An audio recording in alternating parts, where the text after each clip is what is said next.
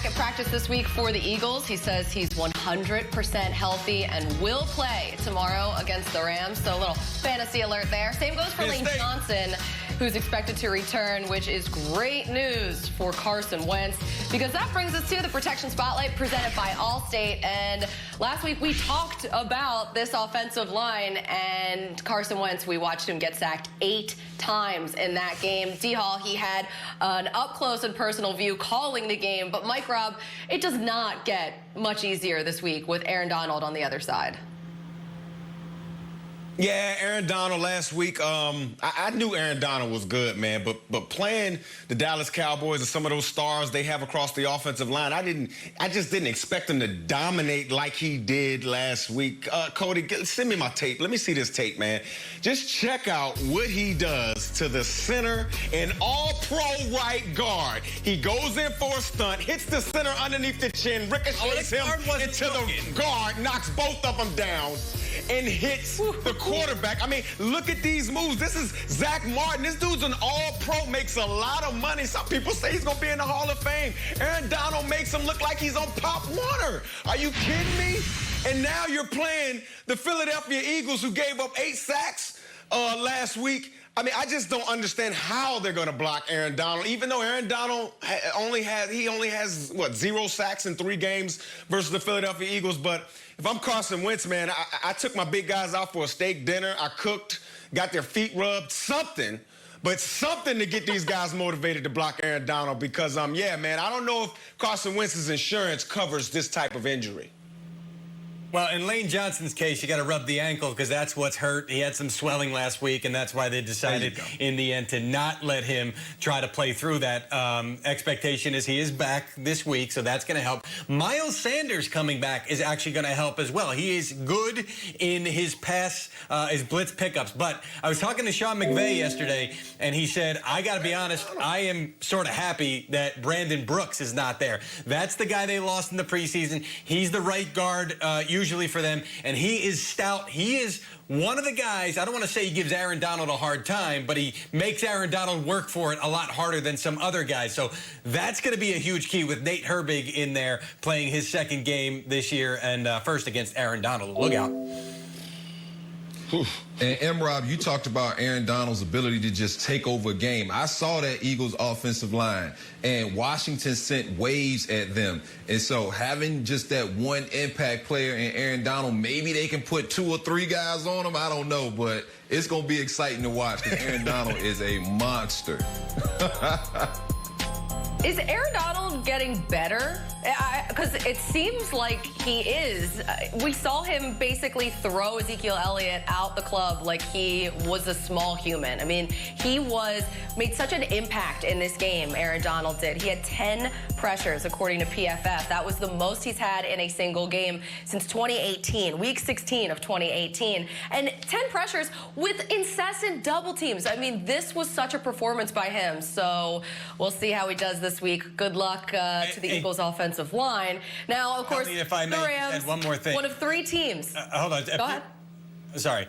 People are getting on the Eagles. Why didn't you bring in a veteran? They tried. They worked out Corey Glenn, and Glenn decided in the end of that workout that he wasn't ready to go yet, so now they brought in Jamon Brown, who might find his way in. He started a lot of games in his career. Sorry It don't matter, Jeezy. It ain't going to matter. It's Aaron Donald, man. You just saw him do that to Zach Martin, an all-pro. Are you kidding me? Is that a preview for your game pick there, Mike Robb? Are you tipping your hand? Yes, Rams one of 3 teams in the NFC West to win in week 1. The only one that didn't, last year's NFC champion, the 49ers. They're trying to rebound after a loss to the Cardinals. And this week, they go east to take on the Jets. Our Kim Jones is in Florham Park with more.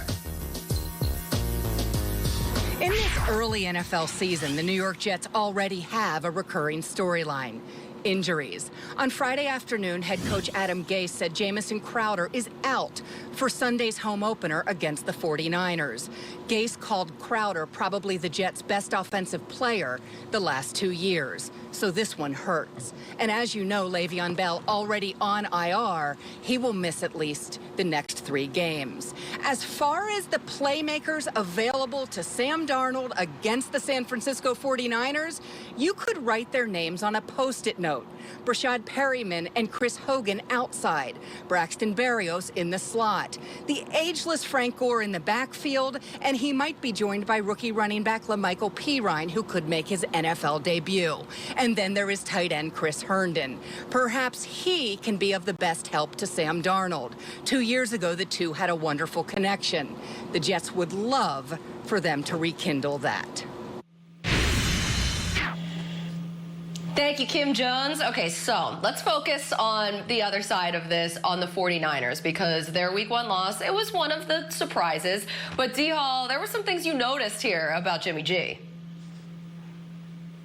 Yeah, and Colleen and guys, I've never believed the hype that if you make it to the Super Bowl, you're going to have a letdown. Look, I was behind this 49ers team. I felt like the way they play ball, Jimmy G, another year under his belt, they're going to be okay. But when I watched Jimmy G in the fourth quarter of that Arizona game last week, I just saw him miss throw after throw, and he just did not feel comfortable. Will they go up here and beat the Jets? Absolutely. But this play right here, Jimmy G, you can't underthrow Kendrick Bourne. We understand when Deebo Samuels and Brandon Ayuk comes back, it's going to be more separation. He throws this in the dirt, gives his guy no chance. Another bad throw on that play.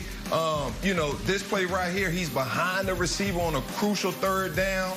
And this play right here, guys, we aren't even going to show the interception that he threw the ball into 3 guys into coverage. Jimmy G's a veteran quarterback that I know Kyle Shanahan is telling him, hey, in this situation here, you eluded the pressure. You're out the side of the pocket. Just throw the football away. Instead, he throws it up in the air, and literally 3 defenders are around 1 receiver. They intercept the ball. If it wasn't for a pass interference penalty that the other linebacker who's chasing the guy should have never interfered with the guy, and the safety came over top and picked it off. And so I just need to see Jimmy G understand that he doesn't need to try to win every game. Just manage the game, make the throws.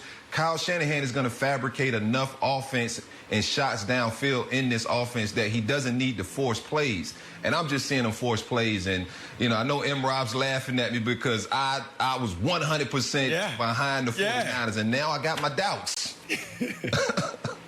You know where I'm going with this, D-Hall. You already know where I'm going, man. You were a Jimmy G enthusiast last year. You know what I'm saying? Oh, Jimmy G. But look, I understand. And I think what happens is we got to understand the reason why. I think now we know why the San Francisco 49ers explored Tom Brady this past offseason. We have to understand Jimmy G's still a young quarterback. And, yes, he makes $100-something million, but that's the going rate for quarterbacks. And he has to have offensive weapons around him. He has to continue to rely on Raheem Mostert and getting him the ball in the passing game and running the football. You have that Hall of Fame left tackle and Trent Williams there. So you have the pieces around you. But, D-Hall, to your point, Jimmy G, you don't have to go out there and win games. You have guys around you to win the game for you. Just don't mess it up. That's all Jimmy G has to do. Don't mess it up. Don't give the games away.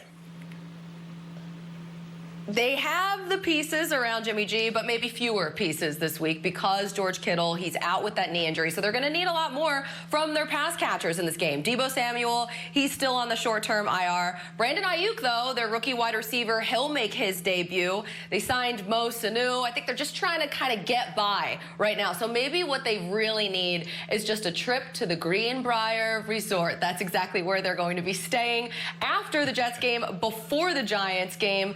And listen, maybe they just need a little reset at this point, Jeezy. Yes, and I know a lot of folks are saying, well, they're not playing Kittle because it's the Jets, and they feel like they... Listen, if there's any bit of pride in the New York Jets, they're coming out and they're playing better after last week's horrible start against the Buffalo Bills. So don't expect that this is necessarily going to be a walkover. And if the Jets are really going to show up here and make the Niners work for this victory, Chris Hogan's the guy that's going to have a big game because they're down Jamison Crowder. And I had heard the plan was to try to get Hogan more involved anyway. He's going to have to be because, frankly, the next people to play receiver for the Jets, if there's more injury, might be the 4 in the boxes right here. Oh, no.